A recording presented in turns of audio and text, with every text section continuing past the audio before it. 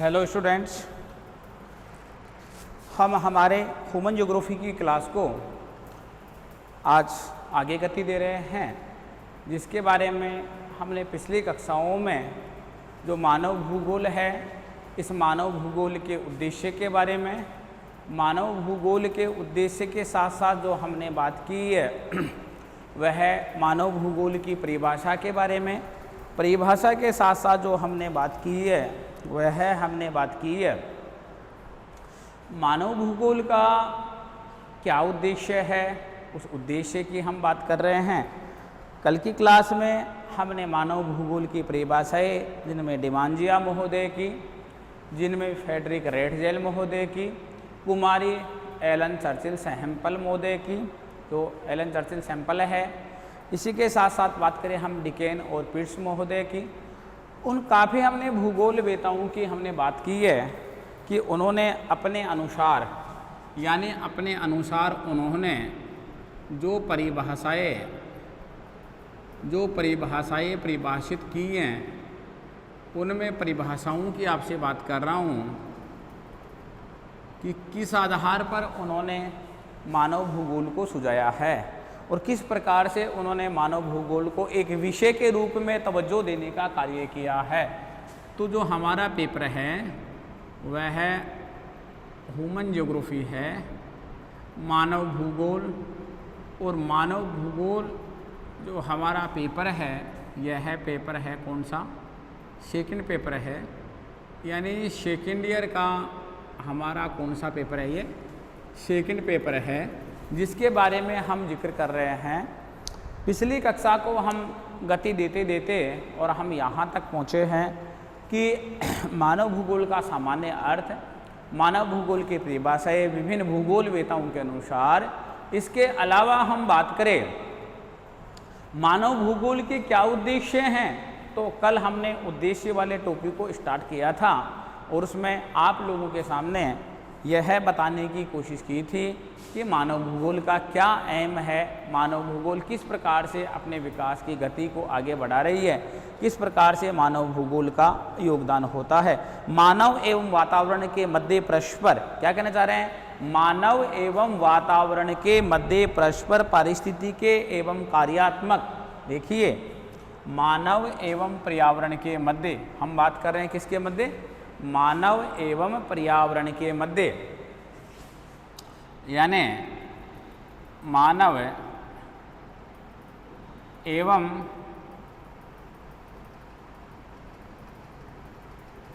पर्यावरण के मध्य, मानव एवं किसके मध्य? मानव एवं पर्यावरण के मध्य, मानव एवं पर्यावरण के मध्य कौन से संबंध? पारिस्थितिकीय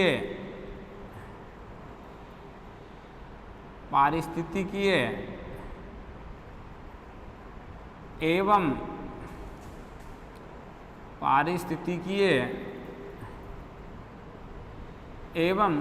कौन से संबंध? कार्यात्मक। मानव एवं पर्यावरण के मध्य, मानव एवं पर्यावरण के मध्य पारिस्थितिकीय एवं कार्यात्मक संबंध होते हैं। कौन से संबंध होते हैं? कार्यात्मक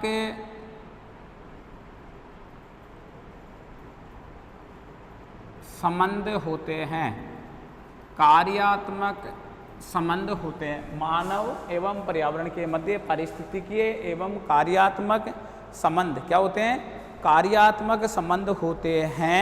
इन पारिस्थितिकीय संबंधों का मानव पारिस्थितिकी कहा जाता है। इन पारिस्थितिकीय संबंधों को, यानी इन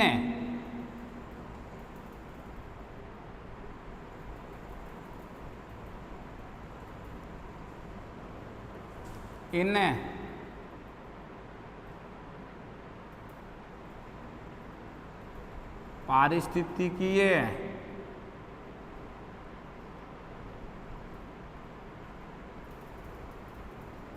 संबंधों को, यानी इन पारिस्थितिकीय संबंधों को, यानी इन पारिस्थितिकीय संबंधों को मानव पारिस्थितिकी कहा जाता है।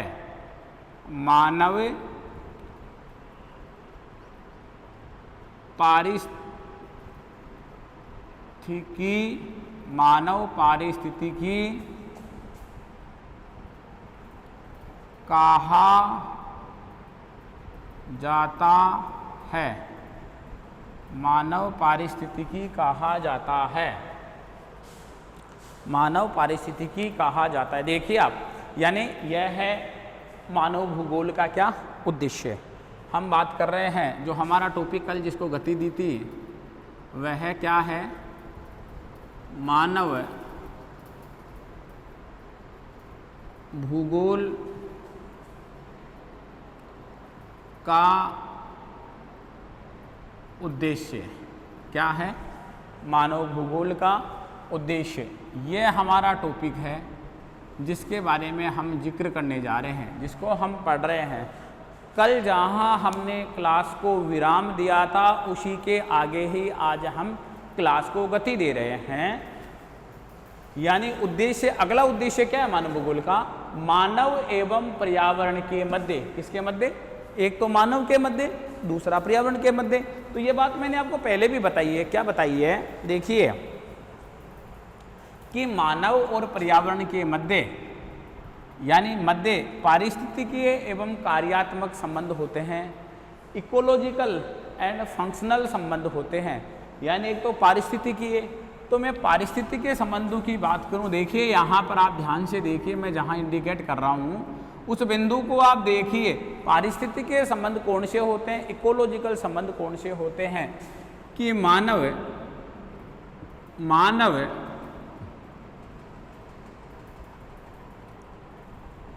पर्यावरण के साथ, मानव किसके साथ, मानव पर्यावरण के साथ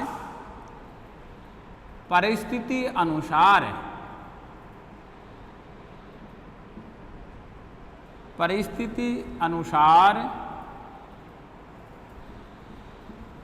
मानव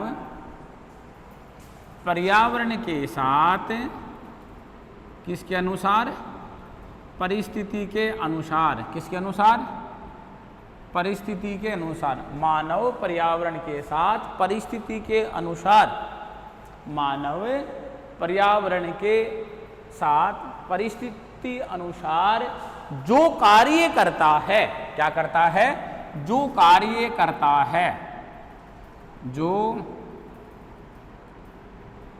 कार्य करता है। यानी मानव कार्य किसके अनुसार करता है, मानव कार्य इकोलॉजिकल के अनुसार करता है, पर्यावरण के अनुसार करता है, परिस्थिति के अनुसार करता है। कैसी परिस्थिति है, क्या उसकी परिस्थिति, किसकी, मानव की परिस्थिति भौतिक वातावरण से संबंधित है, क्या मानव की परिस्थिति भौतिक वातावरण से संबंधित है, या फिर क्या मानव की परिस्थिति किसके, कैसी है, सांस्कृतिक पर्यावरण से, सांस्कृतिक पर्यावरण से संबंधित है। क्या मानव की परिस्थिति, क्या मानव की इकोलॉजी पर्यावरण से संबंधित है, या क्या मानव की परिस्थिति पर्यावरण से संबंधित, भौतिक वातावरण से संबंधित है। यदि मानव की परिस्थिति भौतिक वातावरण से संबंधित है, जिसमें हम भौतिक कारकों को शामिल करते हैं, कौन से कारक शामिल करते हैं, यहाँ पर हम शामिल करते हैं भौतिक कारक, यानी हम फिजिकल फैक्टर को शामिल करते हैं। तो भौतिक कारक वह कारक होते हैं जिन कारकों के निर्माण में, प्रोसेसिंग में मानव का योगदान नहीं होता है, मानव का योगदान नगण्य होता है, न के बराबर मानव का योगदान होता है। हम मुख्य रूप से बात करें कि मानव का जो योगदान होता है वह मानव का योगदान नगण्य या न के बराबर होता है। जब मानव का योगदान कम होता है, लेकिन मानव अपने आप को उस परिस्थिति के अनुसार ढालने का प्रयास करेगा। मानव अपने आप को किसके अनुसार ढालने का प्रयास करेगा, मानव अपने आप को परिस्थिति, कैसी परिस्थिति, भौतिक परिस्थिति के अनुसार एक इसी में टॉपिक की व्याख्या को थोड़ा सा आगे बढ़ाता हूँ और मैं आगे बढ़ा करके आपको ये बताऊँ कि मानव की भौतिक परिस्थिति क्या है। मानव की भौतिक परिस्थिति यह है कि मानव जहाँ पर भी रह रहा है, मान लीजिएगा वो किसी पहाड़ी एरिया के पास में रह रहा है और पहाड़ी एरिया के पास में रहने के कारण से मानव की परिस्थिति कैसी हो गई, मानव की परिस्थिति हो गई उस पहाड़ी या पर्वतीय क्षेत्र के अनुरूप मानव वहीं पर अपना आवास का निर्माण, वहीं पर अपने जो ट्रांसपोर्टेशन है परिवहन के साधनों का निर्माण आदि का निर्माण मुख्य रूप से करता है। इसका मतलब मानव ने अपनी कौन सी परिस्थिति के अनुसार अपने आप को ढालने की कोशिश की, तो मानव ने भौतिक परिस्थिति के अनुसार, मेरे कमरे में लाइट जला जाओ, मैं भूल गया लाइट, तो भौतिक परिस्थिति के अनुसार जो ढालने की कोशिश की है मुख्य रूप से हम बात करते हैं। तो मानव में जो फैक्टर काम कर रहा था, मानव की जो कंडीशन बनी वहाँ पर, वो कंडीशन कैसी बनी, वह भौतिक कंडीशन बनी। वहाँ पर फिजिकल फैक्टर जो काम कर रहा था वह फिजिकल फैक्टर वहाँ काम कर रहा था। अगले उदाहरण पर आओ आप, सांस्कृतिक पर्यावरण। मानव जिस स्थान पर रहता है वहाँ का सोशियो स्ट्रक्चर कैसा है, वहाँ के समाज की बनावट कैसी है, वहाँ का कल्चरल फैक्टर कैसा है, मानव के वहाँ की वेशभूषा, वहाँ का रहन सहन, वहाँ के खान पान, वहाँ के रीति रिवाज, वहाँ की कृषि, वहाँ का पशुपालन, वहाँ का परिवहन आदि की जो हम चर्चा करते हैं, यदि हम आदि की चर्चा करें और उन सांस्कृतिक कारकों की बात करें जो सांस्कृतिक कारक मुख्य रूप से यानी हमारे को इस कार्य के लिए योगदान प्रदान करते हैं, तो अब मानव के लिए कौन सा कारक वहाँ पर जिम्मेदार हो गया, मानव के लिए वहाँ पर सांस्कृतिक कारक जिम्मेदार हो गया। अर्थात मानव ने भौतिक कारक को तो गौण रखते हुए कौन से कारक को प्रधानता दी है, सांस्कृतिक कारक को प्रधानता दी है। तो मानव भूगोल के जिस उद्देश्य की हम बात कर रहे हैं उस उद्देश्य को हमने आगे बढ़ाया। और कैसे बढ़ाया कि मानव एवं पर्यावरण के मध्य पारिस्थितिकीय एवं कार्यात्मक संबंध होते हैं, इकोलॉजिकल एंड फंक्शनल रिलेशन होते हैं। किसके मध्य, मानव के मध्य और पर्यावरण के मध्य। मानव के मध्य और पर्यावरण के मध्य इकोलॉजिकल और फंक्शनल क्या होते हैं, रिलेशन होते हैं। अर्थात मानव अपने जो कार्य करेगा वो कार्य किसके अनुसार करेगा, वह परिस्थिति के अनुसार करेगा। वहाँ की जो परिस्थिति है उस परिस्थिति के अनुसार मानव अपने कार्यों को निर्धारित करेगा, अपने कार्यों को संपादित करेगा या परिपूर्ण करेगा। इन पारिस्थितिकीय संबंधों को मानव पारिस्थितिकी कहा जाता है। कौन से संबंधों को, ये जो पारिस्थितिकीय संबंध बने हैं, ये जो पारिस्थितिकीय संबंध बने हैं, इन्हीं पारिस्थितिकीय संबंधों को ही क्या कहा जाता है, ह्यूमन इकोलॉजी कहा जाता है। कि मानव ने परिस्थिति के अनुसार अपने कार्यों को संपादित करने का कार्य किया है। जहां मैं इंडिकेट कर रहा हूं आप वहां ध्यान से देखिए कि मानव के कार्य किससे प्रभावित हुए, परिस्थिति से, पारिस्थितिकी से, इकोलॉजिकल सिस्टम से प्रभावित हुई है। वहाँ की परिस्थिति कैसी बनी, क्या भौतिक है या क्या सांस्कृतिक है। अभी हमने एक उदाहरण के माध्यम से समझा था कि मानव जिस स्थान पर रहता है वहाँ का भौतिक कारक ज़्यादा प्रभावी है तो मानव भौतिक कारक के अनुसार, और वहाँ का यदि सांस्कृतिक कारक ज़्यादा प्रभावी है तो मानव कौन से कारक को तवज्जो देगा, मानव अपने सांस्कृतिक कारक को तवज्जो देने लग जाएगा। मुख्य रूप से हम उद्देश्य का जो बिंदु है उस बिंदु को यदि हम आगे बढ़ाए तो जो हमारे पास में आता है उद्देश्य, ये इस प्रकार की जो परिभाषा देने वाले हैं वो बेरोज महोदय हैं, यानी वह बेरोज महोदय ने इस प्रकार की परिभाषा दी। ये जो भूगोल वेताएं हैं हमारे बेरोज महोदय, तो उनके अनुसार, किनके अनुसार, बेराज महोदय के अनुसार, बेरोज के अनुसार ये किसका उद्देश्य है, ये मानव भूगोल का उद्देश्य है। यानी बेरोज महोदय ने ऐसा कहा है, कैसा कहा है कि मानव के कार्य कार्यात्मक संबंध और पारिस्थितिकी संबंधों के मध्य बहुत गहरा क्या होता है, संबंध होता है। अगले में उद्देश्य की आपसे बात करूं तो अगला उद्देश्य जो हमारे पास में आता है वह आता है कि मानव वातावरण में अपने केंद्रीय स्थिति रखता है। मानव वातावरण में, मानव कहां पर, मानव वातावरण में, मानव वातावरण में, मानव वातावरण में अपने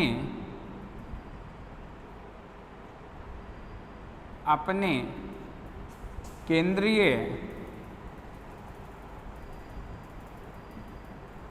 स्थिति रखता है। मानव वातावरण में, कहाँ पर, वातावरण में, मानव वातावरण में अपने कौन सी स्थिति रखता है, मानव वातावरण में अपने केंद्रीय स्थिति रखता है, जिस आधार पर वह सक्रिय व निष्क्रिय दोनों है। यानी जिस आधार पर, जिस आधार पर वह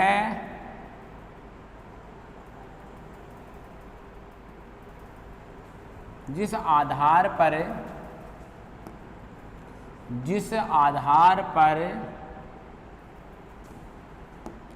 वह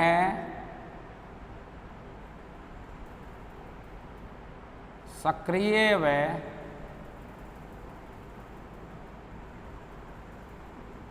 निष्क्रिय, वह सक्रिय वह निष्क्रिय दोनों है, सक्रिय व निष्क्रिय दोनों है। यानी इसमें क्या लिखा है, हमने उद्देश्य क्या बता रहे हैं कि मानव वातावरण में अपने कौन सी पोजीशन रखता है, कौन सी यानी स्थिति रखता है, सेंट्रल पोजीशन रखता है, जिस आधार पर वह सक्रिय व निष्क्रिय क्या है, दोनों है। यानी यह जो परिभाषा है, यह परिभाषा आती है हमारे पास में विडाल्डी लाप्लास, यानी विडाल्डी लाप्लास है, उन विडाल्डी लाप्लास के अनुसार यह परिभाषा आती है हमारे पास में। यदि हम इस परिभाषा की बात करें तो ये किसकी है, यह परिभाषा सुझाने वाले हैं फ्रांसीसी भूगोलवेता विडाल डी ला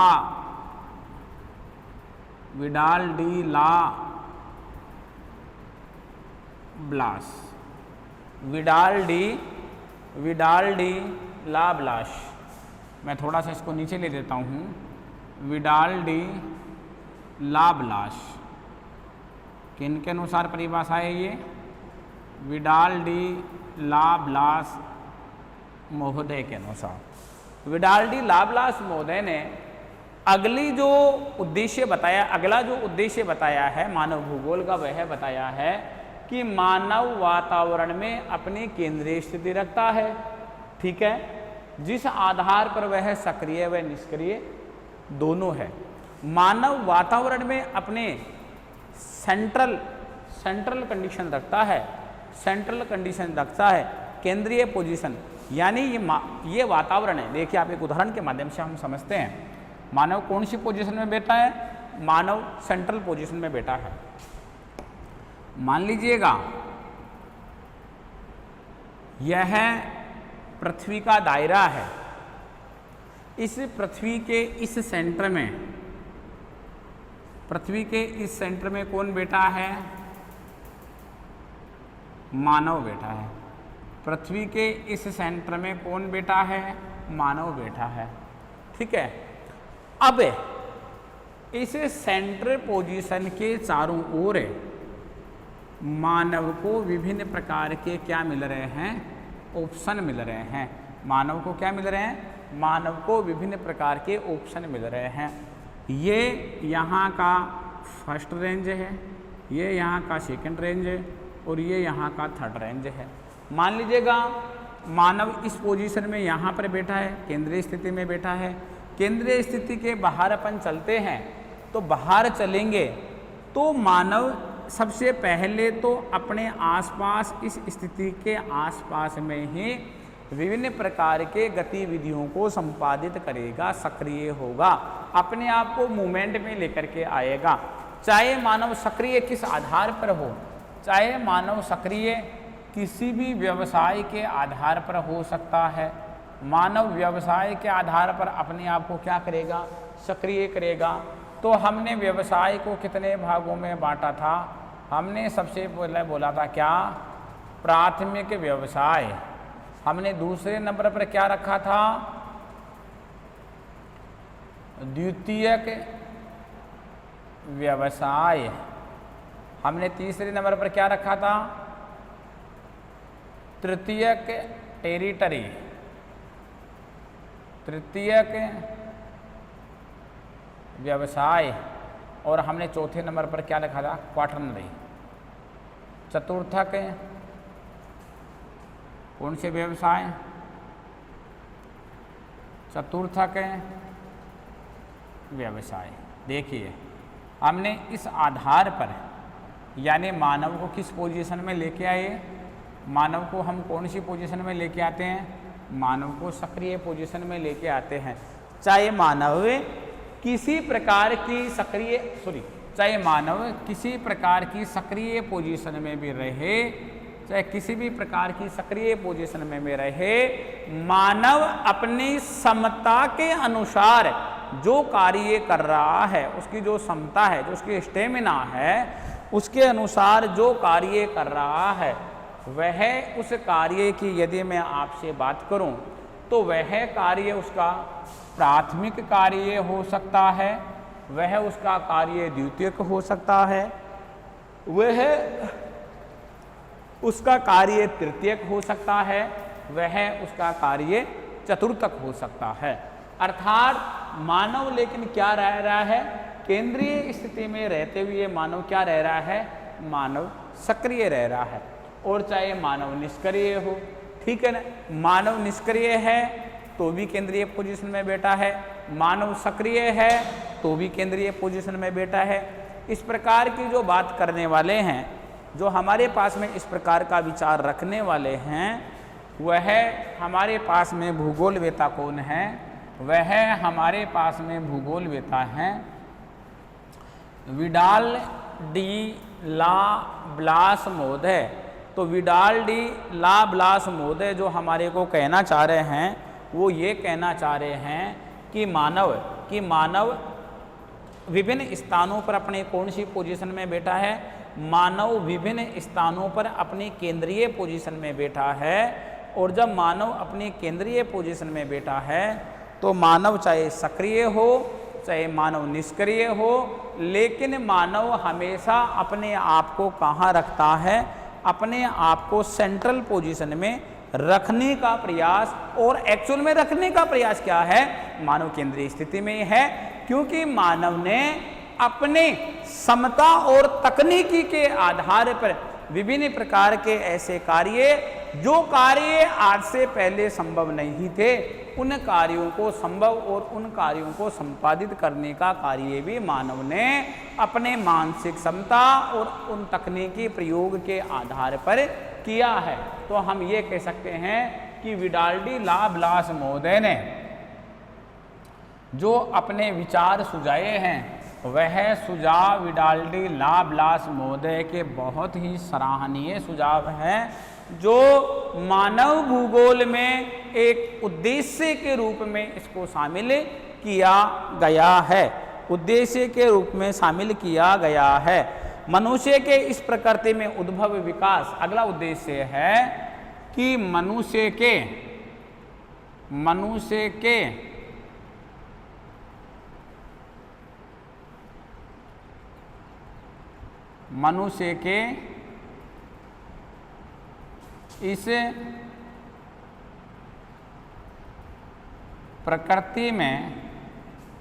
इस प्रकृति में मनुष्य के इस प्रकृति में उद्भव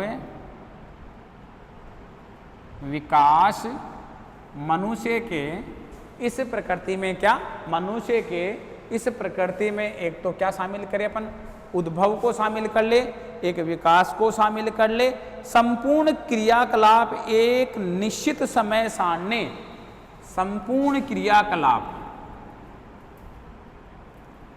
संपूर्ण क्रियाकलाप, संपूर्ण क्रियाकलाप एक निश्चित समय सारणी, यानी मनुष्य के इस प्रकृति में उद्भव, विकास, संपूर्ण क्रियाकलाप एक निश्चित, क्या, एक निश्चित समय सारणी के अनुसार होते हैं। समय सारणी, समय सारणी के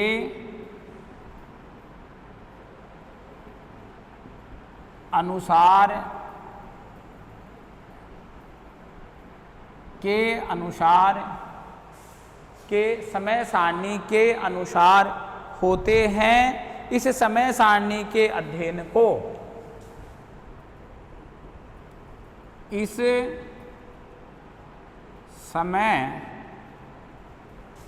सारणी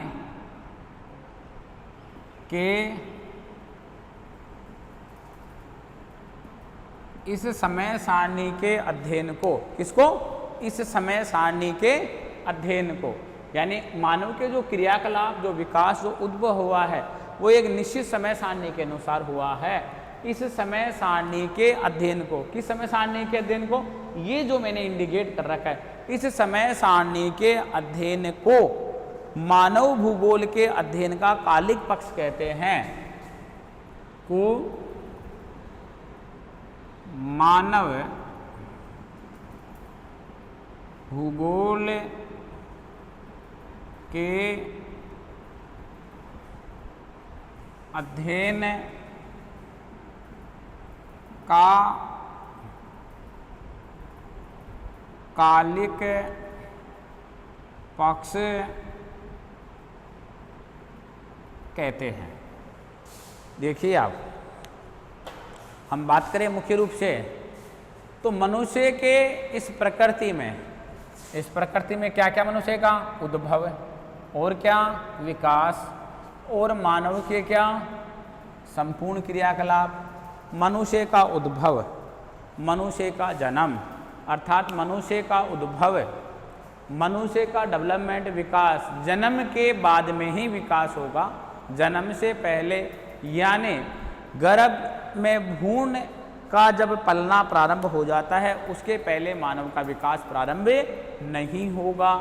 मुख्य रूप से बात करें, संपूर्ण क्रियाकलाप एक निश्चित समय सारणी के अनुसार होते हैं।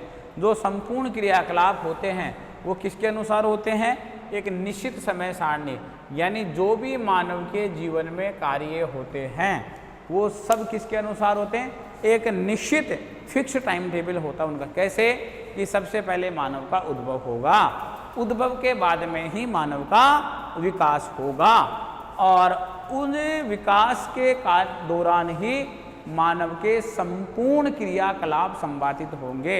मानव के क्या संपादित होंगे, मानव के संपूर्ण क्रियाकलाप संपादित होंगे। ठीक है ना। इस समय सारणी के अध्ययन को मानव भूगोल के अध्ययन का कौन सा पक्ष कहते हैं, मानव भूगोल के अध्ययन का कौन सा पक्ष कहलाता है, कालिक पक्ष कहलाता है। आप समझिए, थ्योरी है, थोड़ा सा आप ध्यान से समझिए। देखो मैं इस कॉन्सेप्ट आपका क्लियर करवाता हूँ कैसे। हमने कहा कि इस समय सारणी के अध्ययन को मानव भूगोल के अध्ययन का कालिक पक्ष, यानी ये टाइम ड्यूरेशन है, समय वाला पक्ष। कौन सा पक्ष, समय पक्ष। मैं बात कर रहा हूं समय पक्ष। मैंने ये कहा कि मनुष्य का जन्म भी किसके अनुसार होता है, उद्भव भी किसके अनुसार होता है, समय के अनुसार। मानव का विकास भी किसके अनुसार होता है, समय के अनुसार। और मानव के क्या क्या संपूर्ण